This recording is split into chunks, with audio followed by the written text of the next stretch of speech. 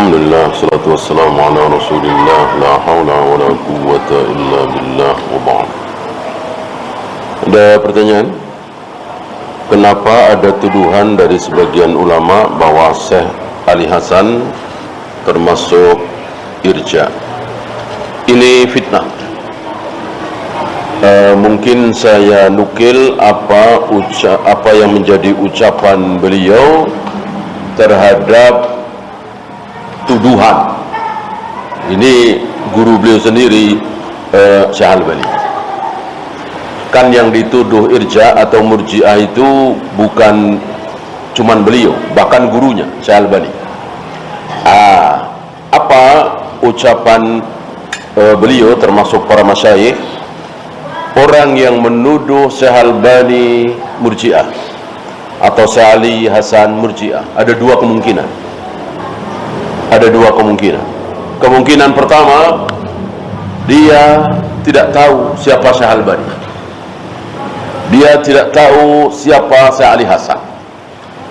Ya namanya tidak tahu kan. Namanya tidak tahu ya tidak digubris. Orang dia tidak tahu. Apa ucapan seseorang terhadap si fulan yang dia nggak kenal, ya tentu nggak ada nilainya sebenarnya, orang dia nggak tahu gitu. Itu kemungkinan pertama. Kemungkinan kedua, dia tidak tahu irja itu seperti apa ya, tentu dua-duanya habis. Jadi kalau istilah kita apa ya, jauh panggang dari api. Syekh Al-Albani dan murid-muridnya termasuk Syekh Ali Hasan, Syekh Mas'ud Hasan Salman, Syekh Musa Nazar adalah ulama-ulama yang sangat-sangat membenci murji'ah. Dan murji'ah ini kesesatannya luar biasa kan? Iman Abu Bakar dengan iman kita semua ini sama. Bahkan iman Abu Bakar, bukan Abu Bakar, imannya Jibril dengan imannya seorang ahli maksiat, penjudi misalnya, pelacur misalnya, tapi dia beriman, tidak kafir, sama. Kan sesat sekali. Masa Syekh Al-Albani seperti itu, Syekh Ali Hasan seperti itu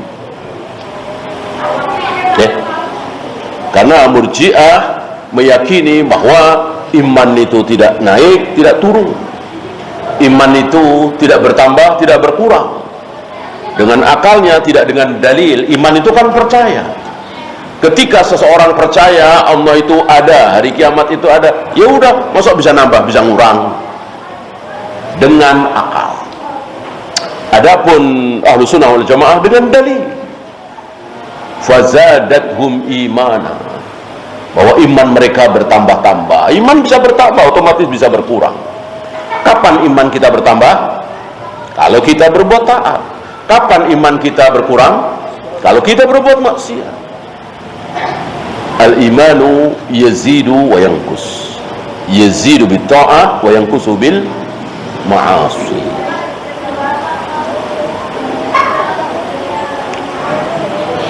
Apa hukum jika guru sekolah mengajarkan agar kita selalu baca kunut subuh? Mau guru, mau siapapun, bahkan ulama, bahkan sahabat kan ada yang salah, satu dua ya. Kesalahan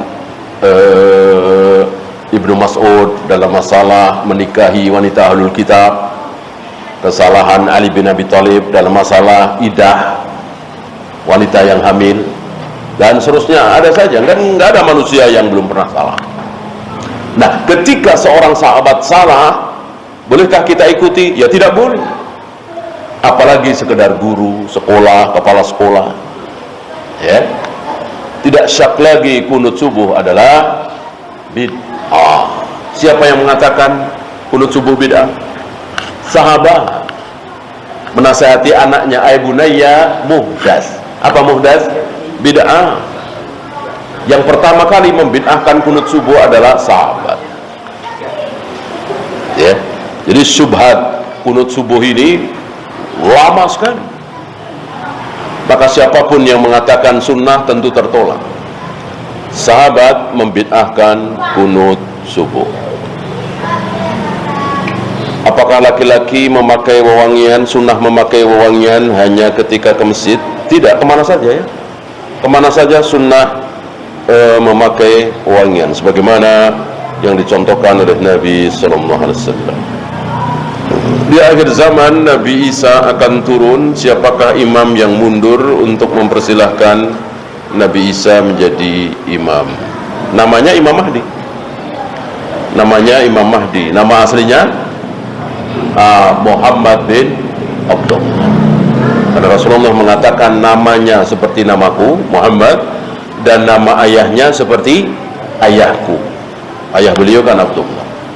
Berarti namanya Muhammad bin Abdullah, bergelar Al-Mahdi atau Imam Mahdi. Beliaulah yang mengimami sholat subuh di masjid di Masqah, di dekat Menara Putih. Dan ketika beliau sudah mengimami sholat subuh, turunlah Nabi Isa. Beliau mundur mempersilahkan Nabi Isa untuk menjadi imam, tetapi Nabi Isa mendorong bahu Imam Mahdi untuk tetap menjadi imam dengan mengatakan, engkau lebih berhak daripada aku karena engkau bagian dari umat ini, aku bukan. Maka tertolaklah pendapat seorang mu'alaf wanita yang alhamdulillah beliau dapat hidayah masuk Islam, tapi beliau menolak kalau Nabi Isa itu akan turun. Ini bahayanya para mu'alaf yang ceramah kesana kemari sementara tidak sibuk belajar. Beliau mengatakan bahwa Nabi Muhammad Nabi terakhir. Kalau Nabi Isa turun, berarti Nabi terakhir Nabi Isa. Ucapan ini keliru sekali. Kenapa? Karena Nabi Isa kelak turun di muka bumi bukan sebagai Nabi, bukan sebagai Rasul. Kalau sebagai Nabi, sebagai Rasul, tentu pasti jadi imam. Mana ada seorang Nabi sholat jadi makmum, ya, kecuali sakit, kecuali telat seperti waktu perang sepulang perang itu.